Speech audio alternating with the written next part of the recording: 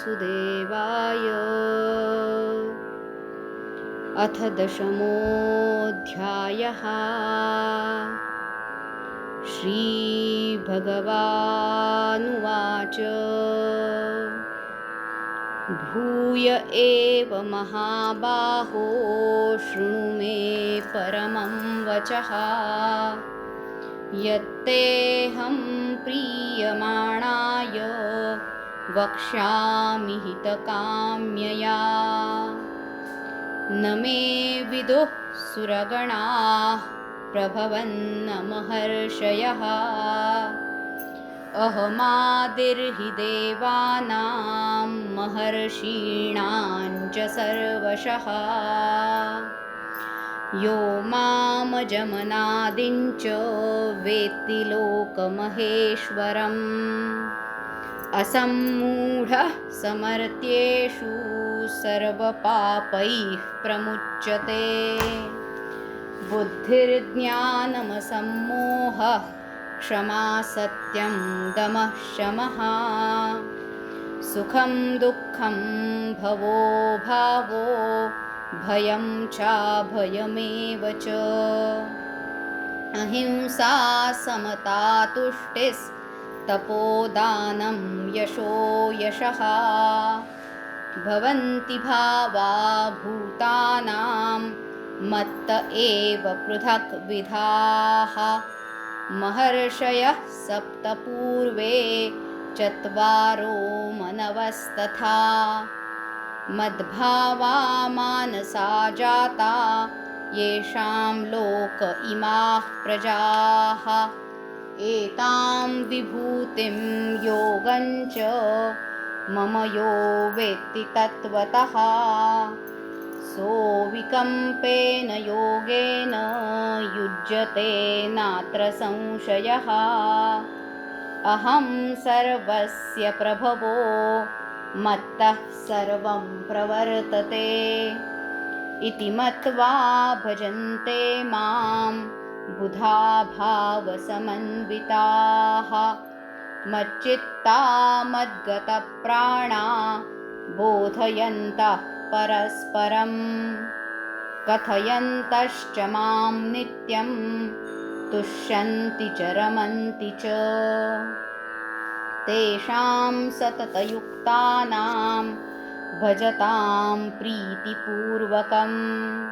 ददामि बुद्धियोगन्तं येन मामुपयान्ति ते। तेषामेवानुकम्पार्थ महमज्ञानजं तमः। नाशयाम्यात्मभावस्थो ज्ञानदीपेन भास्वता। अर्जुन उवाच परं ब्रह्म परं धाम पवित्रं परमं भवान्।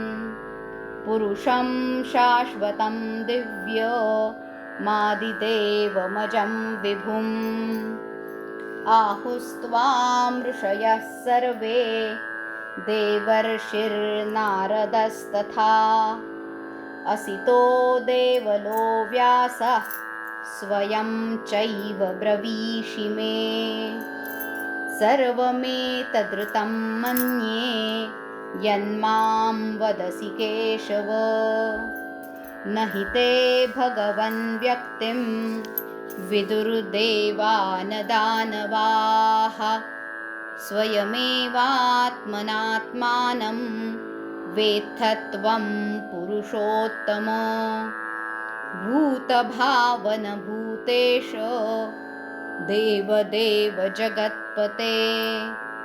वक्तुमर्हस्य शेषेण दिव्या ह्यात्मविभूतयः। याभिर्विभूतिभिर्लोका निमांस्त्वं व्याप्य तिष्ठसि। कथं विद्यामहं योगिं स्त्वां सदा परिचिन्तयन्। केषु केषु च भावेषु चिन्त्योऽसि भगवन्मया। विस्तरेणात्मनो योगं विभूतिं च जनार्दन।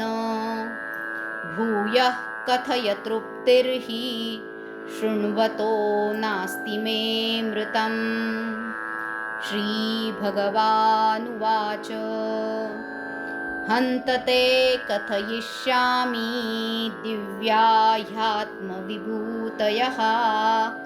प्राधान्यतः कुरु श्रेष्ठ नास्त्यन्तो विस्तरस्य मे। अहमात्मा गुडाकेश सर्वभूताशयस्थितः। अहमादिश्च मध्यञ्च भूतानामन्त एव च। आदित्यानामहं विष्णुर्ज्योतिषां रविरंशुमान्। मरीचिर्मरुतामस्मि नक्षत्राणामहं शशी। वेदानां सामवेदोऽस्मि देवानामस्मि वासवः।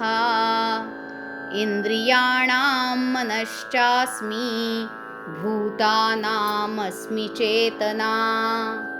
रुद्राणां शङ्करश्चास्मि वित्तेषो यक्षरक्षसां। वसूनां पावकश्चास्मि मेरुः शिखरिणामहम्। पुरोधसाञ्च मुख्यं मां विद्धि पार्थ बृहस्पतिं। सेनानीनामहं स्कन्दः सरसामस्मि सागरः। महर्षीणां भृगुरहं गिरामस्म्येकमक्षरम्। यज्ञानां जपयज्ञोऽस्मि स्थावराणां हिमालयः। अश्वत्थः सर्ववृक्षाणां देवर्षीणां च नारदः। गन्धर्वाणां चित्ररथः सिद्धानां कपिलो मुनिः। उच्चैः श्रवसमश्वानां विद्धि माममृतोद्भवम्। ऐरावतं गजेन्द्राणां नराणां च नराधिपम्। आयुधानामहं वज्रं धेनूनामस्मि कामधुक्। प्रजनश्चास्मि कन्दर्पः सर्पाणामस्मि वासुकिः। अनन्तश्चास्मि नागानां वरुणो यादसामहम्। पितॄणामर्यमा चास्मि यमः संयमतामहम्। प्रह्लादश्चास्मि दैत्यानां कालः कलयतामहम्। मृगाणां च मृगेन्द्रोऽहं वैनतेयश्च पक्षिणां। पवनः पवतामस्मि रामः शस्त्रभृतामहम्। झषाणां मकरश्चास्मि स्रोतसामस्मि जाह्नवी। सर्गाणामादिरन्तश्च मध्यं चैवाहमर्जुन। अध्यात्मविद्या विद्यानां वादः प्रवदतामहम्। अक्षराणामकारोऽस्मि द्वन्द्वः सामासिकस्य च। अहमेवाक्षयः कालो धाताहं विश्वतो मुखः। मृत्युः सर्वहरश्चाहमुद्भवश्च भविष्यताम्। कीर्तिः श्रीर्वाक्च नारीणां स्मृतिर्मेधा धृतिः क्षमा। बृहत्साम तथा साम्नां गायत्री छन्दसामहम्। मासानां मार्गशीर्षोऽहं ऋतूनां कुसुमाकरः। द्यूतं छलयतामस्मि तेजस्तेजस्विनामहम्। जयोऽस्मि व्यवसायोऽस्मि सत्वं सत्ववतामहम्। वृष्णीनां वासुदेवोऽस्मि पाण्डवानां धनञ्जयः मुनीनामप्यहं व्यासः कवीनामुशना कविः दण्डो दमयतामस्मि नीतिरस्मि जिगीषताम् मौनं चैवास्मि गुह्यानां ज्ञानं ज्ञानवतामहम् यच्चापि सर्वभूतानां बीजं तदहमर्जुन न तदस्ति विना यत् स्यान् मया भूतं चराचरम् नान्तोऽस्ति मम दिव्यानां विभूतीनां परन्तप एष तूद्देशतः प्रोक्तो विभूतेर्विस्तरो मया यद्यद्विभूतिमत्सत्त्वं श्रीमदूर्जितमेव वा तत्तदेवावगच्छत्वं मम तेजंशसम्भवम् अथवा बहुनैतेन किं ज्ञातेन तवार्जुन विष्टभ्याहमिदं कृत्स्न मेकांशेन स्थितो जगत्।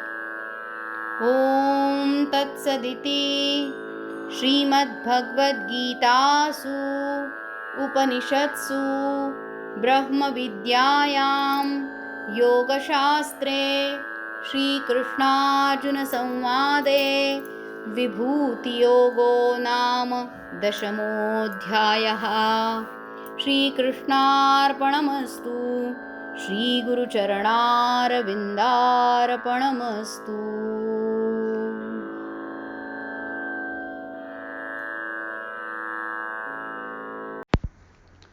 ओम श्री परमात्मने नमः. नमस्कार, मी सौ स्नेहल देशपांडे. सर्व गीताप्रेमींना माझा नमस्कार. आज आपण निरूपणासाठी 10वा अध्याय घेणार आहोत. 7व्या अध्यायापासून भक्तियोग सुरू झालाय. पण ज्या परमेश्वराची भक्ती करायची, आपली सगळी कर्म अर्पण करायची, त्या भगवंताचं स्वरूप न समजताच जर वाटचाल चालू केली तर मुक्कामाला म्हणजे भगवंतापाशी पोचणं अशक्य आहे. 7व्या अध्यायापासून ज्ञान आणि विज्ञानाचं विवेचन भगवंताने सुरू केलं. 9व्या अध्यायातही ते पुढे चालू ठेवलं. आणि आता 10व्या अध्यायाच्या पहिल्या श्लोकात भगवंत म्हणतायत, हे महाभाव, माझं परमश्रेष्ठ असं आणखी सांगणं आहे, ते तू ऐक. तू मला अतिशय प्रिय आहेस. तुझ्या हितासाठी मी तुला हे सांगतोय. आता भगवंत अर्जुनालाच हे परमवचन का बरं सांगतायत? त्याला महाबाहो म्हटलंय भगवंतांनी. म्हणजे भगवंतांना शक्तिमान, अजानुबाहू, क्षत्रिय योद्धा असणाऱ्या अर्जुनाला हे सांगायचं आहे का? तर तसं नाही आहे. कारण अर्जुन काही एकमेव शूर, सशक्त, बलवान योद्धा नव्हता. तर महाबाहो याचा अर्थ जो स्वतःच्या कल्याणाची म्हणजे श्रेयसाची इच्छा करतो, जो लढण्यासाठी आता अजिबात उत्सुक नाही आहे, पण भगवंताच्या कल्याणकारक भाषण जे करतायत भगवंत, ते भाषण जो एकाग्र मनाने जीवाचं कान करून ऐकतो आहे, असा जो श्रोता आहे, त्याचं हे कर्म खरोखर महान आहे. आणि म्हणून जशी शिष्याची योग्यता असते त्याप्रमाणे गुरुचा उपदेश असतो. म्हणून तर भगवंत म्हणतायत की हे मी जे तुला पुन्हा पुन्हा सांगतोय ते तुझ्या हिताचं आहे. इतकंच नाही तर ते भगवंताचं परमवचन आहे. आता हे परमवचन म्हणजे नक्की काय? तर आपल्याला ते 4 प्रकारे समजून घेता येईल. एक म्हणजे आता आपण असं समजूया की सूर्य पूर्वेला उगवतो, हे काय आहे? हे सत्यवचन आहे. तर सूर्य पश्चिमेला उगवतो, हे असत्य वचन आहे. पण सूर्य असतोच, तो उगवतही नाही आणि मावळतही नाही, हे परमवचन आहे. त्यात कधीही बदल होणार नाही. दुसऱ्या प्रकारे समजून सांगायचं तर दुसरं असं की सूर्य उगवतो हे सत्यवचन असलं तरी ते काळ आणि देश याच्या मर्यादेत सत्यवचन आहे. म्हणजे काय? तर एका देशातला माणूस जेव्हा म्हणेल सूर्य पूर्वेला उगवतो आहे आत्ता, त्याचवेळी दुसऱ्या गोलार्धातला दुसऱ्या देशातला माणूस म्हणेल सूर्य आत्ता पश्चिमेला मावळतो आहे. पण सूर्य आहेच हे विधान कोणत्याही देशात किंवा कोणत्याही काळात बदलत नाही. म्हणून ते परमवचन आहे. आता तिसऱ्या प्रकारे समजून घ्यायचं झालं तर एक मुलगी आहे, ती सुंदर आहे असं आपण म्हणूया. तर एखाद्याला वाटेल ती सुंदर आहे, तर दुसऱ्याला ती सुंदर वाटणारही नाही. एखाद्याला गोरी स्वरूपमान वाटेल तर दुसऱ्याला श्यामरंगात सौंदर्य दिसेल. परमवचन मात्र व्यक्तिव्यक्तींच्या विचाराने बदलत नाही.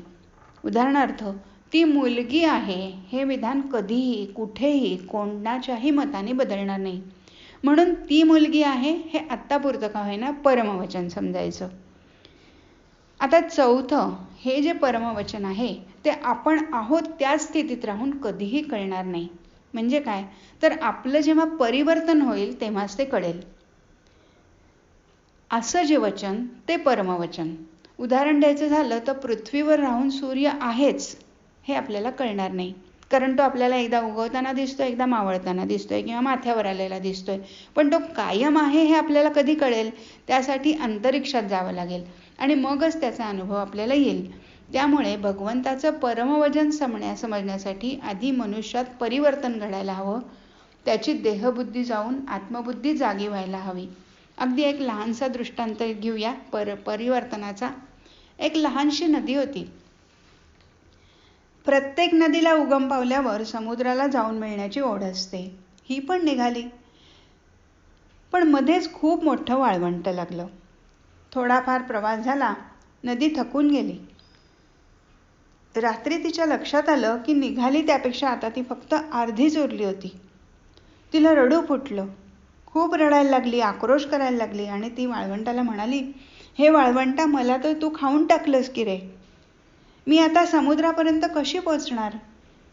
तिचा तो टाहो ऐकून वाळवंट तिला म्हणालं, मी तुला उपाय सांगतो, ऐक. आता तू कुठंही जाऊ नकोस, कारण ती कुठे गेली नाही, थांबली तर ती संपूर्ण तिथे गोळा होणार आहे. पुढे पुढे पसरत निघालीस तर समुद्रापर्यंत तुझा मागमूसही राहणार नाही. तू इथेच थांब. सकाळी सूर्य उगवेल, दुपारी प्रचंड आग ओकेल, त्यावेळी तुझ्या सगळ्या पाण्याची वाफ होईल. हलकी होऊन तू ढग्ग होशील आणि मग हे वाळवंट संपलं म्हणजे मी संपलो की समुद्रच आहे. आणि मग तो ढग काय होईल, तू समुद्रात बरसशील आणि त्याला समुद्राला मिसळून जाशील, मिळून जाशील. म्हणून शहाण्या माणसांनी काय करायचंय, तर शहाण्या माणसांनी दान, तप, तपश्चर्या, उपास, तापास, तीर्थयात्रा, खूपशी व्रतं असं करत इतरत्र भटकत बसू नये. आहे तिथेच थांबून एकच एक साधन धरून भगवंताची भक्ती केली की परिवर्तन घडून येईल. आणि परिवर्तन घडलं तर भगवंताची भेट होईल. असं हे भगवंताचं परमवचन कालातीत, देशातीत आणि इंद्रियातीत आहे. ते ऐक असं भगवंत अर्जुनाला सांगतायत. आत्तापर्यंत परमतत्व सांगितलं ते हे की सगळ्या जगात सगळीकडे एकच एक परमतत्व भरलेलं आहे. असं सगळीकडे खचाखच भरलेलं, डोळ्यांनी न दिसणारं, कानांनी ऐकू न येणारं, म्हणजे जे इंद्रियगोचर नाही आहे ते तत्व समजून घेणं, त्याचं चिंतन करणं हे अशक्य आहे. आणि त्यामुळे त्याच्यासाठी प्रयत्न करणं, त्याचं चिंतन करणं, त्याच्यात प्रवेश करणं हे कसं शक्य आहे असा प्रश्न अर्जुनाला पडणार. हे माहीत असल्यामुळे भगवंतांनी त्याला सांगितलं की असा मी म्हणजे परमात्मा सर्वत्र असलो तरी काही व्यक्तींमध्ये माझं स्वरूप अधिक प्रकट होतं.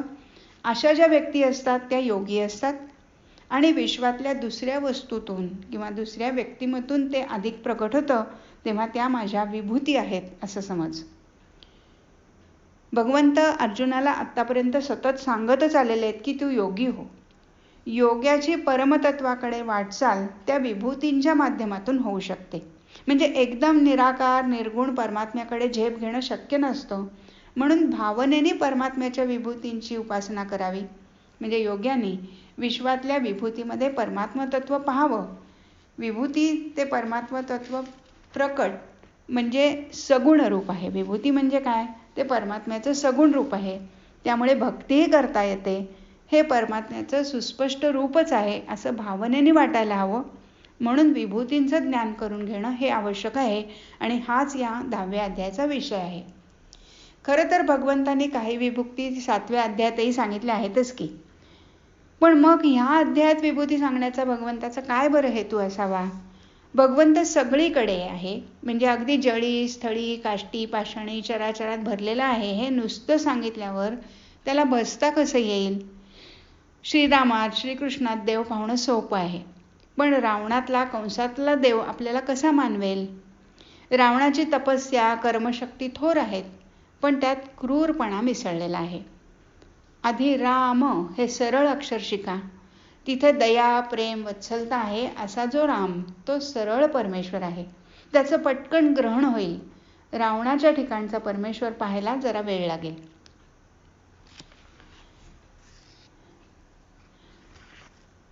आता लहान मुलाला जेव्हा बाराखडी शिकवतात त्या आधी मोठा थोरला क काढून दाखवायला लागतो. म्हणजे आधी मोठा क किंवा मोठा अ काढायला लागतो. तो कळला, बाराखडी जमली की लहान अक्षरही त्याला वाचायला येतात. तसंच आधी रामातला देव बघू, त्याची पूजा करू, त्याच्याशी एकरूप होऊ. त्याचं खरं स्वरूप दशरथी राम इतकंच नाही आहे, तर निराकार निर्गुण अनंत आदी अंत नसलेलं व्यापक स्वरूप नंतर कळू दे.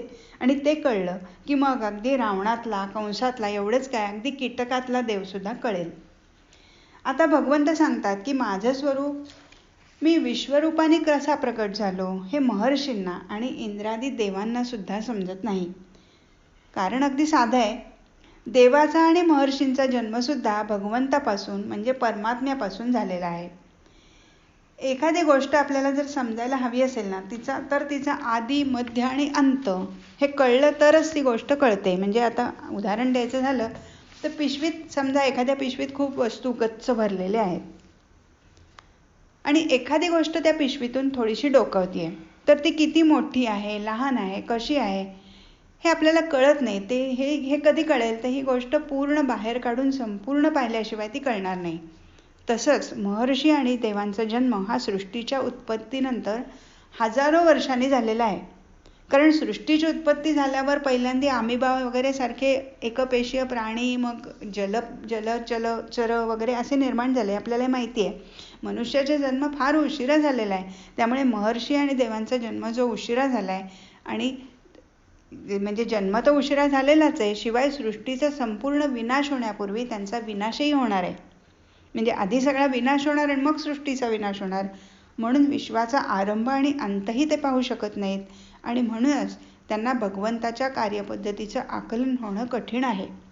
भगवंत म्हणतात की मी जन्मरहित अनादी असून सर्व लोकांचा ईश्वर आणि प्रशास्ता आहे. आणि ज्याला हे अनुभवता आलं, म्हणजे अनुभवाने कळलं, तो माणसातला ज्ञानी म्हणायला हवा आणि तोच सगळ्या पापातून मुक्त होतो असं भगवंत म्हणतात. असं का बरं? कारण पाप म्हणजे काय आहे? व्यक्ती संकोच आहे आणि पुण्य म्हणजे व्यक्तिविकास आहे. परमात्म्याचं ज्ञान झालं की व्यक्तीचा प्रचंड विकास होतो.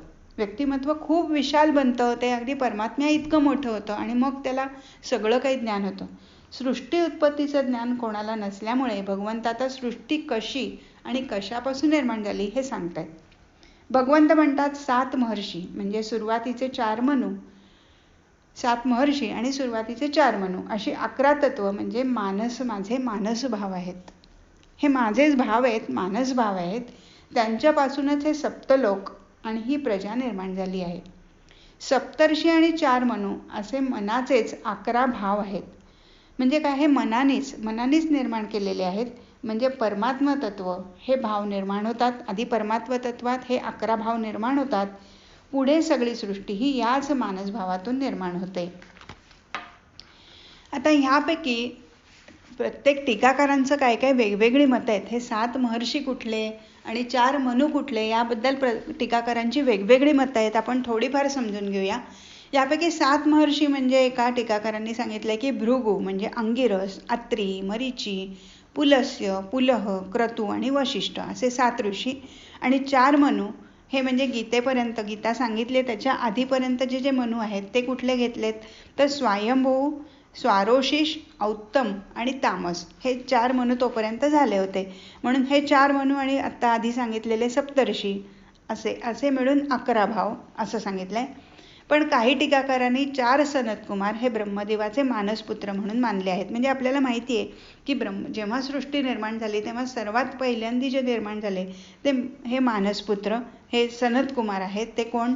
तर सनक, सनंदन, सनातन आणि सनतकुमार हे 4ही ब्रह्मदेवाचे ब्रह्मचारी पुत्र आहेत. आणि सप्तर्षी असे मिळून ब्रह्मदेवाचे 11 मानसपुत्र आहेत.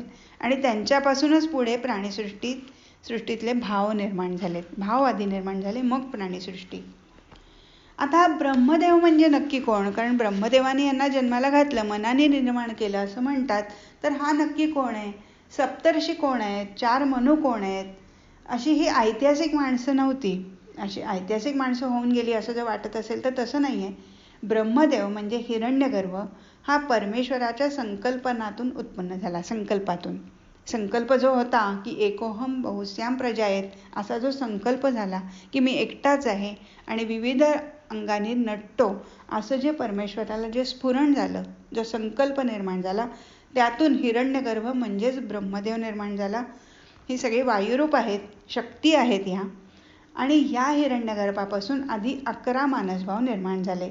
त्याचा उल्लेख आपण आत्ता केलाच आहे. हिरण्यगर्भापासून सर्वात आधी सत्व रजतम हे गुण निर्माण झाले. म्हणजे इथे जरी 11 भाव सांगितलेलं असलं तरी सर्वात आधी काय निर्माण झालं तर सत्व, रज आणि तम हे गुण किंवा सात्विक अहंकार, राजस अहंकार आणि तामस अहंकार हे निर्माण झाले. त्यांनाच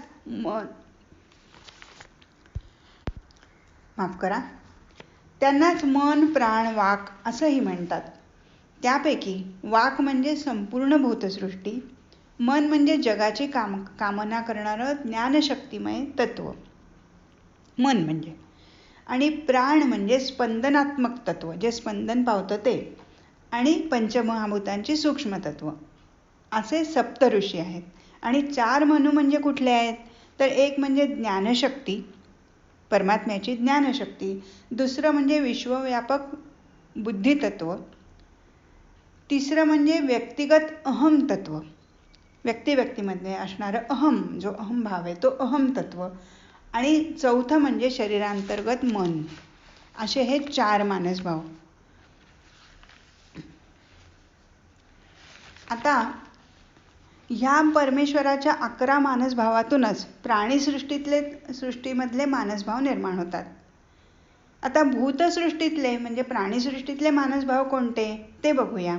तर सुख दुःख, भाव अभाव, भय अभय असं भगवंतांनीच सांगितलेलं आहे. यश अपयश म्हणजे ही काय झाली, ही सगळी द्वंद्व झाली. म्हणजे थोडक्यात ही सगळी द्वंद्व. तसंच बुद्धी, ज्ञान, निश्चय, क्षमा, सत्य अशी मोठी थोडी लिस्ट आहे. दम, मनोनिग्रह, अहिंसा, समता, तुष्टी, तप, दान वगैरे वेगवेगळे भाव, हे सगळे भाव जे आहेत ते परमात्मा तत्वातूनच प्राणीसृष्टीत निर्माण होतात. परमात्मा तत्वाचे 11 भाव प्राणीसृष्टीमध्ये मानसद्रव्य म्हणून व्यक्त होतात. ही मानसद्रव्य विकसित होऊन 20 झालेली आपण पाहिली. प्राणीमात्रातले बुद्धी, ज्ञान, दक्षता, क्षमा, सत्य हे सगळे गुण, सुख दुःख, यश अपयश या भावना, आणि उत्पत्ती लय ह्या अवस्था, आणि तप, अहिंसा, दान ही सत्कर्म, या सगळ्याचा उगम परमात्मा तत्वापासून झालेला आहे. त्यापैकी आता आपण एक एक थोडेसे बघूया. त्यापैकी बुद्धी म्हणजे काय तर जेव्हा इंद्रिय विषयांचा उपभोग घेतात तेव्हा हे दुःख आहे, हे सुख आहे, हे उत्तम आहे, हे अधम आहे अशी निवड जी करते ती बुद्धी. ती आत्मा आणि जीव यांच्या मधल्या जागेत राहते. ती बुद्धी जर जीवाशी तन्मय झाली तर ती दुर्बुद्धी, आणि जर परमात्म्याशी म्हणजे परब्रह्माशी तन्मय झाली तर ती सुबुद्धी ठरते. तसं ज्ञान म्हणजे काय तर व्यावहारिक अर्थाने ज्ञान म्हणजे आपल्याला माहिती आहे की माहिती, ओळख, जाणीव. पण ह्यात व्यावहारिक ज्ञानाबरोबर म्हणजे हे जे व्यावहारिक ज्ञान आहे त्याच्याबरोबर आत्मिक ज्ञानाशिवाय पूर्णता येत नाही.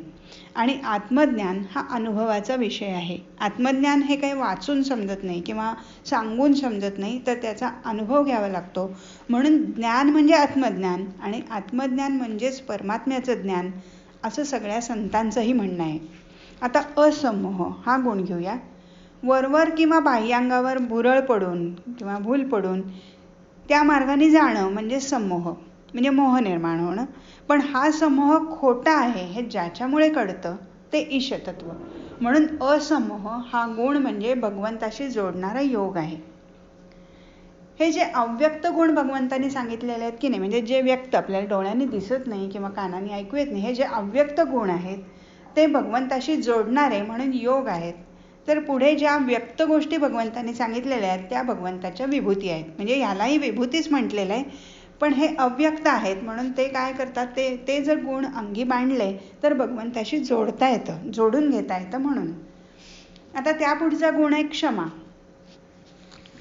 तर ज्या माणसाला शिक्षा करण्याची पात्रता आहे, म्हणजे शिक्षा करू शकतो तेवढी त्याची योग्यता आहे, बळ आहे, सामर्थ्य आहे, आणि तरीही दुसऱ्याला माफ करायचं औदार्य दाखवणं म्हणजे माफ करणं म्हणजे क्षमा. म्हणजे दुसऱ्याचे अपराध पोटात घालायचे अशी क्षमाशील वृत्ती हे मनोधैर्याचं लक्षण आहे. हा जो गुण आहे हा विभूती किंवा योग आहे. पुढचा गुण आहे सत्य. ज्या शब्दामुळे सगळ्या प्राणीमात्र्यांचं कल्याण होतं असा शब्द किंवा विचार किंवा कृती म्हणजे सत्य. आपल्या खरं बोलण्यामुळे प्राणीमात्राचं नुकसान होणार असेल तर ते खरं असूनही सत्य या कसोटीवर उतरत नाही. म्हणून सत्य काय आहे तर प्राणीमात्राचं जे बोललं असता किंवा जे केलं असता किंवा जो विचार आला असता प्राणीमात्राचं कल्याण होईल तेच फक्त सत्य आहे. म्हणून सगळ्या प्राणीमात्राचं कल्याण महत्त्वाचं. सुख आता समजा घेतलं तर सुख म्हणजे अनुकूलता आणि दुःख म्हणजे प्रतिकूलता, हे द्वंद्व आहेत. या द्वंद्वात समत्व पाहणं म्हणजे भगवंताशी जुळणं. तसंच अहिंसा काय आहे आपल्याला माहिती आहे, अहिंसा काय आहे हे माहिती आहे, पण नीट समजून घेतलं की कायेने वाचेने किंवा मनानेही कोणा सज्जनाला न दुखवणं म्हणजे अहिंसा. कारण अहिंसेचे तत्वज्ञान ज्यांनी सांगितलंय ते महावीरांचा विचार केला तरी सुद्धा महावीरांनी सुद्धा प्रतिहिंसा नावाच्या प्रकरणात असं म्हटलंय की शेतात उंदीर झाले तर ते मारावेत. कारण का तर त्यांनी धान्य फस्त केलं तर प्रजा उपाशी राहील. म्हणून अहिंसेचा व्यापक अर्थ इथे घ्यायचा आहे. अहिंसा म्हणजे कोणाला तरी मारणं म्हणजे हिंसा आणि न मारणं म्हणजे अहिंसा असा फक्त अर्थ नाहीये. आता समता म्हणजे काय तर निर्द्वंद्व अवस्था, म्हणजे आयुष्यात जे काही बरं वाईट घडेल, बरंही घडेल वाईटही घडेल, ते सोसण्याची ताकद किंवा तितिक्षा म्हणजे समता. तुष्टी म्हणजे काय तर संतोष, समाधान. खरं तर सामान्य माणसाला ना एका रात्रीत श्रीमंत व्हावंसं वाटतं, दुसऱ्याचं ओरबाडून घ्यावं असंही वाटतं. म्हणूनच आहे त्या परिस्थितीत समाधान वाटणं, संतोष वाटणं हा ईश्वराशी जोडणारा गुण आहे. म्हणून संतुष्ट असणं म्हणजे तुष्टी असणं हा सुद्धा गुण आहे आणि जो भगवंताची विभूती आहे किंवा भगवंताला जोडणारा योग आहे. आपल्यातले दुर्गुण काढून टाकण्यासाठी, चांगले गुण बनवण्यासाठी सतत बराच काळ प्रयत्न करणं म्हणजे तप. आता या तपाने सुद्धा भगवंताशी जुडणारच आहे, कारण दुर्गुण निघून जाणार आहेत आणि गुण तेवढे बाळगणार आहेत. तसंच दान देणं हे कर्तव्य आहे असं समजून उपकार न करणाऱ्या व्यक्तीला, म्हणजे ज्याने आपल्यावर आधी उपकार केले त्याला दान दिलं तर ते दान कसलं, आणि योग्य वेळी, अगदी योग्य वेळी द्यायला पाहिजे. किंवा जेव्हा त्याला पैशाची गरज नाही आहे त्याला उगीचच पैसे दिले. एखादा पावसात भिजतोय त्याला छत्री दिली तर ठीक आहे, त्याला अजून स्वेटर घेऊन दिला काय उपयोग आहे. तर योग्य वेळी योग्य व्यक्तीला, पात्र व्यक्तीला योग्य वेळी उपकार न करणाऱ्या माणसाला म्हणजे सत्पात्री दिलेलं जे दान आहे ते खरं सात्विक दान आहे आणि हा गुण आहे, हा भगवंताला जोडतो. आता आपण या सगळ्यावरनं आपण हे लक्षात घ्यायचं की यशाप्रमाणे अपयश, सुखाप्रमाणे दुःख आणि उत्पत्तीप्रमाणे विनाशही परमेश्वरापासूनच उत्पन्न झालेला आहे. तसंच बुद्धी, ज्ञान, असमोह, क्षमा, सत्य या गुणांच्या उलट म्हणजे बुद्धीच्या उलट बुद्धिमांद्य किंवा मंदपणा, ज्ञानाच्या उलट अज्ञान, असमोहाच्या विरुद्ध प्रमाद, असे तऱ्हेचे जे उलटे गुण आहेत किंवा सत्याच्या म्हणजे क्षमाच्या विरुद्ध क्रोध, सत्याच्या विरुद्ध असत्य, या अवगुणांचा जन्मसुद्धा परमेश्वरापासून झालेला आहे. आता मनात प्रश्न उठेल तो कसा काय, परमेश्वराने हे निर्माण कसं काय केलं. तर अगदी छोटा दृष्टांत घेऊन समजून घेऊया की जर एक दिवा उजळला, समजा आपण दिवा लावला किंवा सूर्य उगवला तर त्याच्या प्रकाशात येणाऱ्या म्हणजे त्याच्या सन्मुख असणाऱ्या वस्तू उजळून निघतात. तर त्याच्या विन्मुख ज्या आहेत वस्तू त्या वस्तूंच्या वाट्याला अंधार येतो. म्हणून ईश्वराभिमुख असतील त्यांना ईश्वर बुद्धी, ज्ञान वगैरे गुण, सुख, यश ह्या भावना देतो. आणि जे विन्मुख असतील, आता सुख सुद्धा वाईट गोष्टीत सुद्धा एखाद्या माणसाला सुख वाटू शकतं, म्हणजे सुख समाधान मानून घेऊ शकतो. तर त्यामुळे हे ह्या भावना आहे असं म्हटलंय. तर ह्या भावना ज्या आहेत त्या भगवंत केव्हा देतो, जेव्हा ईश्वराभिमुख ते लोक असतील तेव्हा सुख मिळतं, यश मिळतं, गुण, ज्ञान हे सगळं मिळतं. आणि जे विन्मुख असतील त्यांच्या वाट्याला साहजिकच दुर्गुणांचा ठेवा मिळतो. म्हणून परमेश्वर सर्वाचा कर्ता आहे असं म्हटलं जातं. सृष्टीतले सगळे चराचर प्राणी परमेश्वराहून वेगळे म्हणजे भिन्न नसले तरी काही विशिष्ट प्राण्यात आणि काही पदार्थात परमेश्वरी तत्व खूप जास्त प्रमाणात असतं, तर काहीत ते अगदी कमी असतं. हे आपण पाहतोय, स्वतः अनुभव सुद्धा घेतो. ज्या माणसात ज्यांच्यात हे परमेश्वरी तत्व जास्त असतं त्यांना विभूती म्हणतात. अशा विभूतींची काही उदाहरणं या अध्यायात 19व्या श्लोकापासून ते 40व्या श्लोकापर्यंत भगवंतांनी दिलेली आहेत. याशिवाय काही दैवी गुण, उदाहरणार्थ अभयम, सत्वसंशुद्धी वगैरे हेही परमेश्वराचा अंश असल्यामुळे ते अंश अंगी असणं म्हणजे परमेश्वराचा योग जडणं किंवा संबंध जडणं असं मानायला हवं. अशा पद्धतीने ज्या माणसाला विभूती किंवा परमेश्वरी योग या सृष्टीत नेमकेपणाने ओळखायला येतो तो भक्तियोगाने परमेश्वराशी जुडतो, म्हणजे त्याला परमेश्वराचा साक्षात्कार होतो. अशा तऱ्हेने परमेश्वराचं यथार्थ म्हणजे खरं स्वरूप जाणणं आणि त्याचा जगाशी असलेल्या संबंधाचं ज्ञान होणं हेच परमेश्वराला प्राप्त करून घ्यायचं साधन आहे असं भगवंत म्हणतात.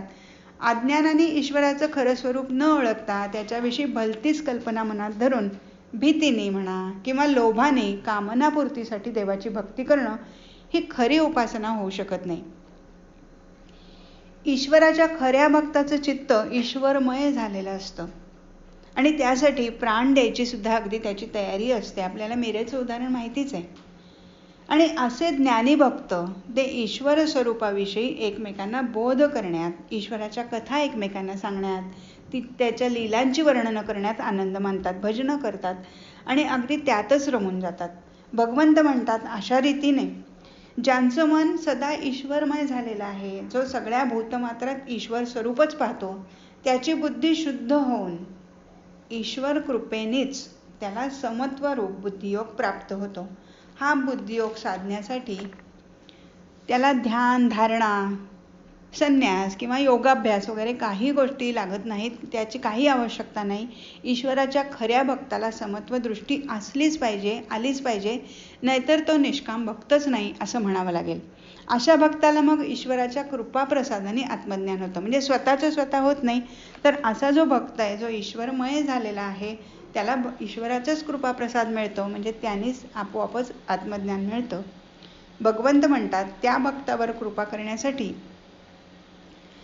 त्यांच्याच हृदयात राहणारा मी दैदिप्यमान अशी ज्ञानज्योतीने त्यांच्या अंतःकरणात जो अंधकार असतो म्हणजे अज्ञान अंधकार असतो तो मी घालवून टाकतो. आता हे कसं घडतं तर आत्मभावावर बुद्धी स्थिर होणं हाच ज्ञानदीप आहे. ही बुद्धी अचानक उत्स्फूर्तपणे प्राप्त होते, अचानक मिळते बरं का. ही बुद्धी स्वतः प्रयत्न करून किंवा यालाच प्रतिभेचं स्फुरण असंही म्हणतात. म्हणजे त्यासाठी आपण प्रयत्न तो काय करणार, कारण प्रयत्न जर करत बसला अशी मला बुद्धी मिळू दे म्हणून जर प्रयत्न केला तर काय होईल तर नुसता अहंभाव वाढून बसेल. म्हणून हे प्रतिभेचं स्फुरण ही परमात्म्याची कृपाच म्हणायची आहे आणि त्यासाठी फक्त त्याला ओळखायचा प्रयत्न करायचा. म्हणजे काय करायचं तर फक्त भक्ती करायची इतकंच. आता हे सगळं विवेचन ऐकल्यानंतर अर्जुनाने भगवंताची स्तुती केली आहे. भगवंताचं कळलेलं आहे, त्याला पटलेलं आहे, म्हणून तो म्हणतो, अर्जुन म्हणतो भगवंता आपण परमब्रह्म, परमधाम, परमपवित्र आहात. आपण दिव्य आणि शाश्वत पुरुष आहात. आपण अजन्मा आदिदेव आणि विभू म्हणजे काय तर व्यापक आहात. देवर्षी, नारद, आसीत, देवल, व्यास सगळे हे सांगत आले खरं मला, पण माझ्या ते लक्षात आलं नाही. आपल्याला सुद्धा लहानपणी कोणी काय काय सांगितलेलं असतं, पण तरीसुद्धा आपल्याला ते लक्षात येत नाही, म्हणजे समजत नाही, त्याचा खरा अर्थ कळत नाही. आता तुम्ही पण तेच सांगता आहात आणि मलाही त्याचा अनुभव येतोय. भगवंता आपण जे सांगताय ते सगळं सत्य आहे आणि ते मनाला पटतही आहे. भगवंता आपलं परिपूर्ण स्वरूप ना देवांना आकलन होत ना दानवांना. हे पुरुषोत्तमा फक्त आपणच आपल्याला जाणता. का बरं, कारण परमेश्वरानंतरच सगळी सृष्टी निर्माण झाली आणि त्यामुळे फक्त परमेश्वर पुरुषोत्तम स्वतःला जेवढं जाणू शकतो तेवढं दुसरं कोणीही जाणू शकत नाही. आपण विश्वाचे निर्माते, स्वामी, विश्वाचं शासन करणारे आहात. म्हणून ज्या विभूतींनी या सर्व लोकांना तुम्ही व्यापून राहिलेला आहात त्या दिव्य विभूती संपूर्णपणे केवळ तुम्ही सांगू शकता. फक्त तुम्ही सांगू शकता, हे योगेश्वरा, तुझं निरंतर चिंतन मी कसं करावं, तुला कसं जाणून घ्यायचं, कोणकोणत्या भावात तुझं स्वरूप मला जाणता येईल, मी त्या स्वरूपाचं चिंतन कसं करू, हे जनार्दना आपल्या विभूती आणि आपली योगशक्ती मला पुन्हा सांग. पुन्हा पुन्हा सांगायला सांगतोय अर्जुन, कारण तुझं अमृतमय वचन ऐकत असताना माझी तृप्तीच होत नाही, असं अर्जुन म्हणतोय भगवंताला. श्रीकृष्ण म्हणजे परब्रह्म आहे हे नारद, आसित वगैरे ऋषींनी तेव्हा आधी सांगितलेलंच होतं, पण तेव्हा अर्जुनाची खात्री पटली नव्हती. 4थ्या अध्यायात मी हा कर्मयोग पूर्वी विवस्वानला सांगितला आहे. सगळं भगवंताचं कथन अर्जुनाने ऐकलं आहे.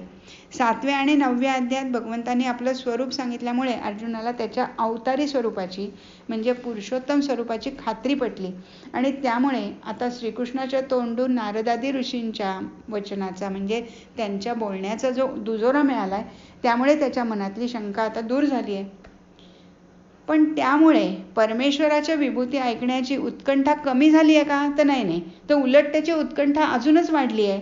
शिवाय भगवंताच्या विभूतींचा विस्तार आणि दैवी गुणांचा योग कोणाही पेक्षा भगवंताला जास्त अचूकपणे सांगता येईल, म्हणून तू हे सगळं सांग, असं अर्जुनाचं म्हणणं आहे.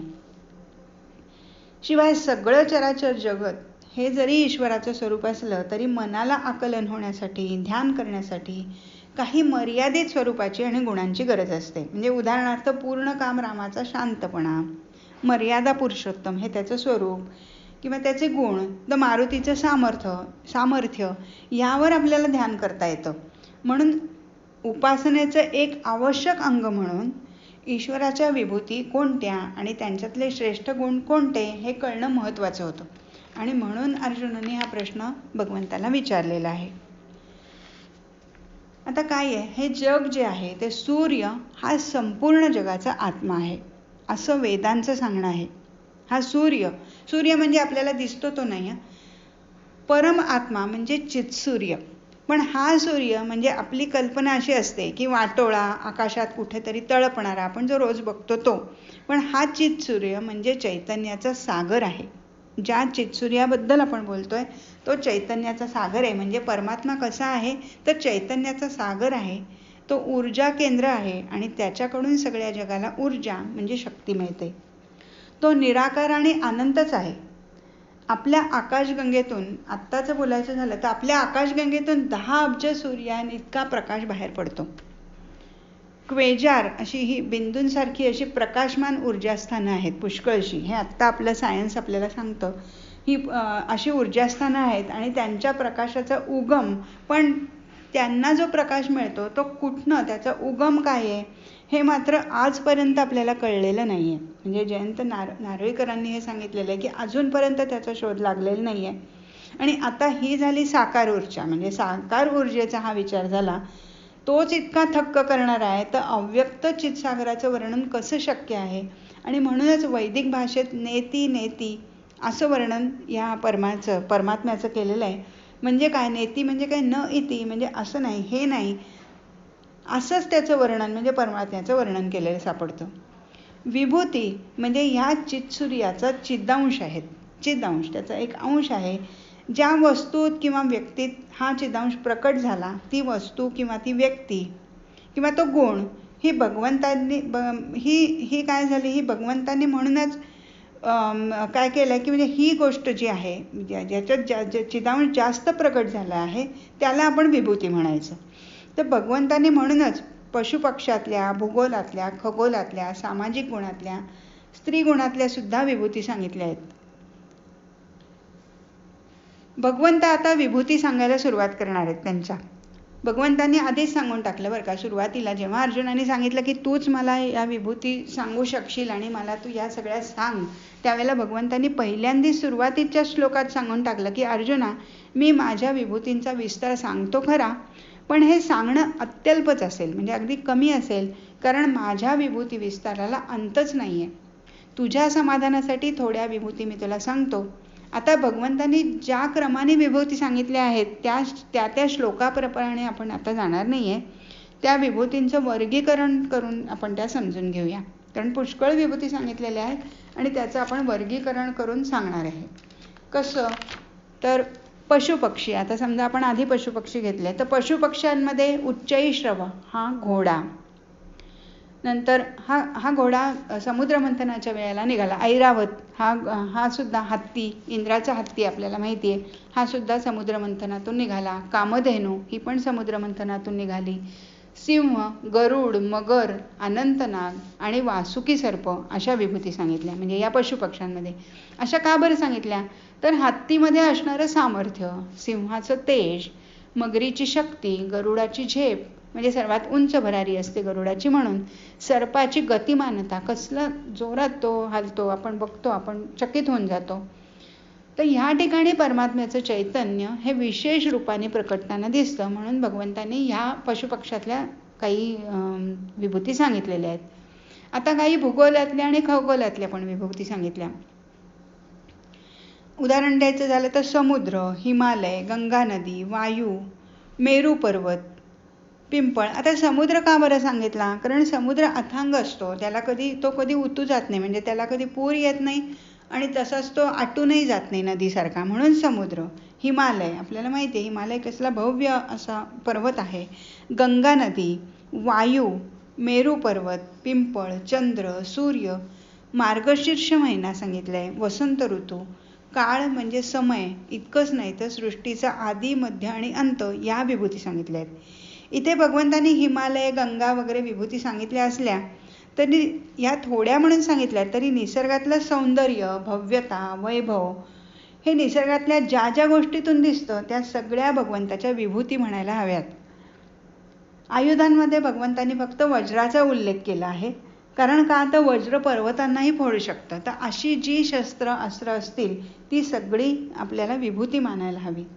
समाजातले काही गुण भगवंतांनी सांगितलेत, त्या विभूती म्हणून सांगितल्या आहेत. उदाहरणार्थ जप आहे, मौन आहे, ज्ञान आहे, निश्चय आहे, सत्व, अध्यात्मविद्या, विविध स्वरूप, म्हणजे विद्यांमध्ये ज्या वेगवेगळ्या विद्या आहेत त्याच्यामध्ये सर्वात जी श्रेष्ठ जी विद्या आहे ती अध्यात्मविद्या, आणि म्हणून ती माझी विभूती आहे असं म्हणतात.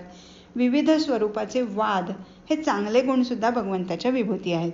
म्हणजे काय? अर्थात हे वाद म्हणजे कुठले तरी आपले तुपले वाद नाहीत, तर अद्वैतवाद, मायावाद, द्वैताद्वैत वगैरे वाद जे झालेले आहेत, तत्वाविषयीचे जे वाद आहेत ते वाद. पण आपल्याला आश्चर्य वाटेल अगदी अशा सुद्धा काही विभूती भगवंतांनी सांगितलेल्या आहेत. म्हणजे काय? तर भगवंतांनी एका विभूतीचा उल्लेख केला तो म्हणजे द्योत. ही सुद्धा भगवंताची विभूती आहे असं भगवंत म्हणतात. आता हे कसं काय बरं? तर आता द्यूतापेक्षाही भयंकर आणि किळसवाणी व्यसनं माणसांनी शोधली आहेत. द्यूत सुद्धा परवडलं, त्याच्यापेक्षा घाणेरडी व्यसनं, या व्यसनातली अधपतित करणारी जी शक्ती आहे ही भगवंताची विभूती आहे असं भगवंत म्हणतात. शिवाय आता याच्यामध्ये म्हणजे देवांमध्ये आपण जर पाहिलं तर विष्णू किंवा मरीची, ऋषी, शंकर, कुबेर, अग्नी, वरुण, बृहस्पती, आर्यमा, यम, मृत्यू, गायत्री, आपल्याला माहिती आहे, बृहत्साम, कामदेव, या सगळ्या माझ्याच विभूती आहेत असंही भगवंत सांगतात. आता या सगळ्या वैदिक देवता म्हणजे कोणी व्यक्ती नाही आहेत, म्हणजे आपल्या डोळ्यासमोर अशा व्यक्ती किंवा मूर्ती उभ्या राहतात तर त्या व्यक्ती नाही आहेत, तर सृष्टीत ज्याचा अनुभव येतो अशी वेगवेगळी चैतन्याची ही रूपं आहेत. चैतन्य आहे किंवा ऊर्जा स्त्रोत आहेत हे. या देवता ज्ञानगम्य आहेत, म्हणजे ज्ञानाने समजून घेणारे आहेत, इंद्रियगम्य नाहीत, म्हणजे इंद्रियांनी त्या जाणता येत नाहीत. डोळ्यांनी दिसणं, कानाने ऐकू येणं असं होणार नाही. तर भगवंतांनी काही ऐतिहासिक किंवा इतिहासपूर्व काळातल्या सुद्धा व्यक्ती सांगितलेल्या आहेत. म्हणजे उदाहरणार्थ स्कंद हा काय आहे? हा देवांचा सेनापती होता, अतिशय पराक्रमी. बृहस्पती हे देवांचे पुरोहित. भृगू, उशना आपल्याला माहिती आहे कवी. नारद आपल्याला माहिती आहेत. चित्ररथ, कपिल मुनी, वासुदेव म्हणजे श्रीकृष्ण, धनंजय म्हणजे अर्जुन, व्यास महर्षीत आपल्याला माहिती आहेत, प्रल्हाद आणि समाजाचा नेता म्हणजे राजा. ही सगळी व्यक्तिमत्व श्रीकृष्णाच्या पूर्वी होऊन गेली, त्याचाही उल्लेख भगवंतांनी विभूती म्हणून केलेला आहे. आणि तसंच कशाला, अगदी आत्ताचे जरी आपण विचारात घेतले म्हणजे त्याच्यानंतर आता श्रीकृष्णानंतर जे झालेत ते म्हणजे राणा प्रताप, शिवाजी, टिळक, गांधीजी, सावरकर, ज्ञानदेव, तुकाराम, विवेकानंद, कितीतरी संत आपले, यासुद्धा विभूती होतील. आणि आपल्याच देशातल्या कशाला घ्यायच्या? न्यूटन आहे, शेक्सपियर आहे, बर्नार्ड शॉ आहे, वॉशिंग्टन आहे, लिंकन आहे, आईन्स्टाईन आहे, अशा कित्येक व्यक्तींना विभूती म्हणून आपला उल्लेख करावा लागेल आपल्याला, आणि तरीही आपल्याला श्रीकृष्णासारखं म्हणावं लागेल की या विभूतींना अंत नाही, असंच आपल्याला म्हणावं लागेल.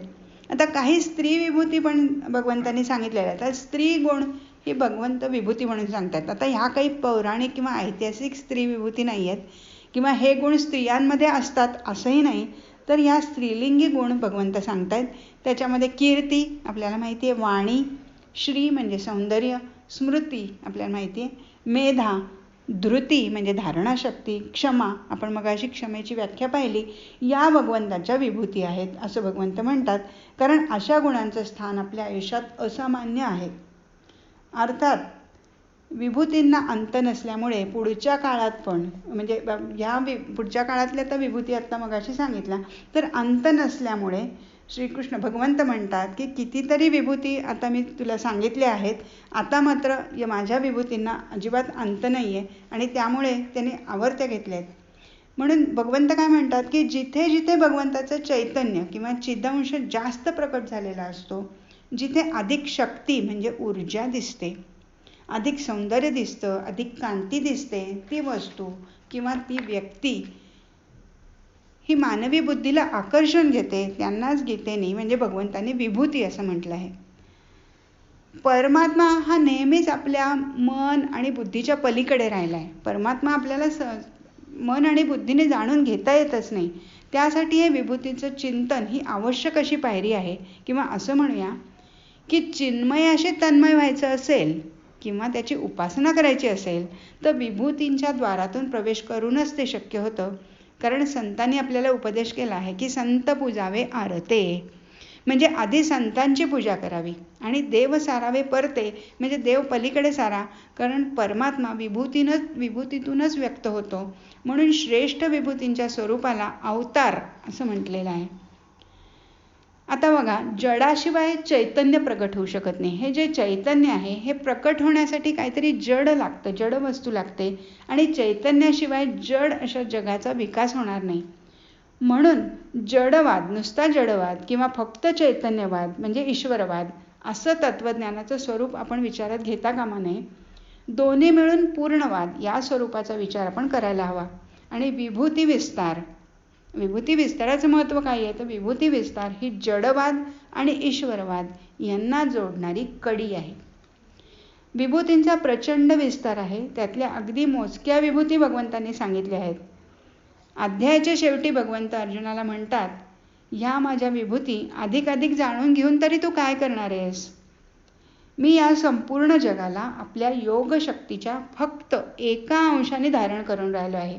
याचा अर्थ काय तर सर्व जगच परमेश्वराने एका अंशाने व्यापलंय. त्यामुळे जगात कोणत्या व्यक्तीत, प्राण्यात, वस्तूत किंवा गुणात परमेश्वराचा संबंध नाही असं होतच नाही.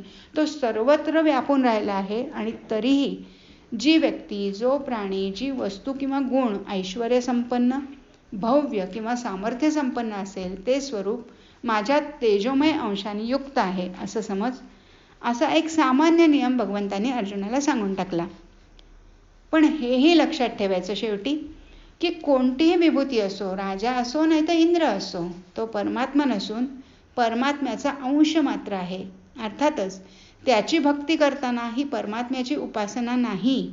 परमात्म्याचं स्वरूप याहून खूप श्रेष्ठ, व्यापक आहे.